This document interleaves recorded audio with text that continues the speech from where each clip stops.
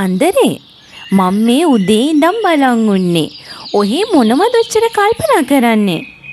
තමුන්ගේ හින්නියප්පු මලයාගේ නඩුවට මට සාක්කි දෙන්න කියලා තියෙනවා. මම රජවාසලේ වැඩ කරන මිනිස්සයා වෙච්චි.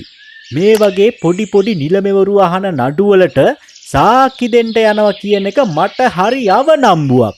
මම මේ කල්පනා කරේ නඩුවට සාක්කි දෙන්න යනවද නැද්ද කියලා. තමුන්ට මගේ නෑයෙක්ට කරදරයක් වුණාම තමයි නාම්බුවයි බම්බුවයි ලෝකෙ නැති ප්‍රශ්න මතක් වෙන්නේ. පිට මිනිස්සෙක්ට කරදරයක් වුණාම පැනගෙන යන්නේ උදව් කරන්නට. ඒ මගේ මලයා. ගිහින් සාක්කි දීලා එනවා.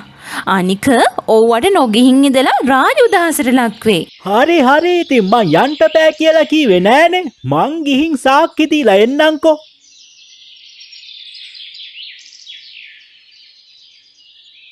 මොනවා වුණත් මේ නිලමෙවරු අහන පොඩි නඩුවලට සාක්කි දෙන්න යනවා කියන එක නම් මගේ නම්බුවට හොඳ නෑ.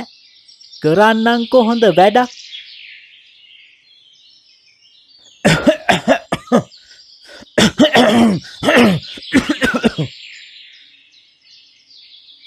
සියලු දෙනාම නිස්සත්ත වෙනවා හොඳයි.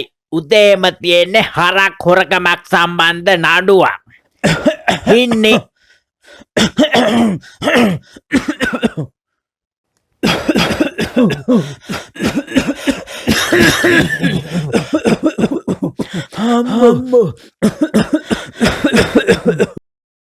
සියලු දෙනාම නිස්සත්ත වෙනවා හොඳයි. හින්නි අප්පුගේ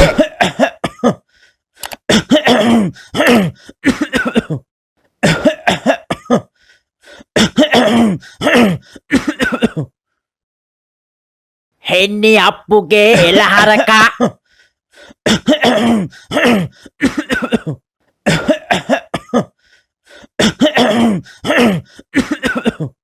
අන්දරේ තමුන්ට සිංහල තේරෙන්නේ නැද්ද?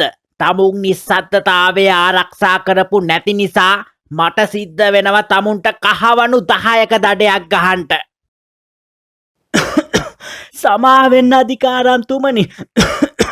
මම සාක්ෂි දීලා ඉවර වෙනකන් මගේ මේ කැස්ස නැති කරලා දෙන්න පුළුවන්ද?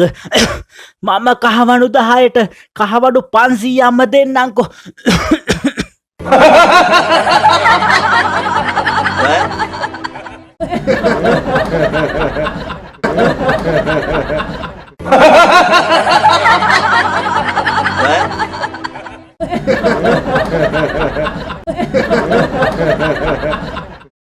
හැපොයි දෙයියනේ ඔක්කොලාම මට හිනා වෙනවා නේද? වස ලැජ්ජාවයි උනේ. මම වැරදි මිනිස්සයා එක්ක පැටලෙන්ට ගියේ.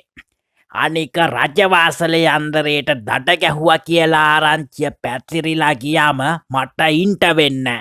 අන්දරේ වෙනුවට වෙන සාක්කිකාරයෙක් ගන්ට කියන්න ඕනේ.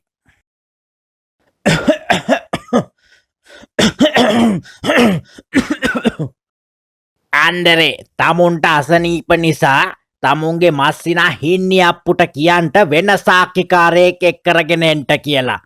දැන් තමුන්ට ගෙදර යන්න පුළුවන්.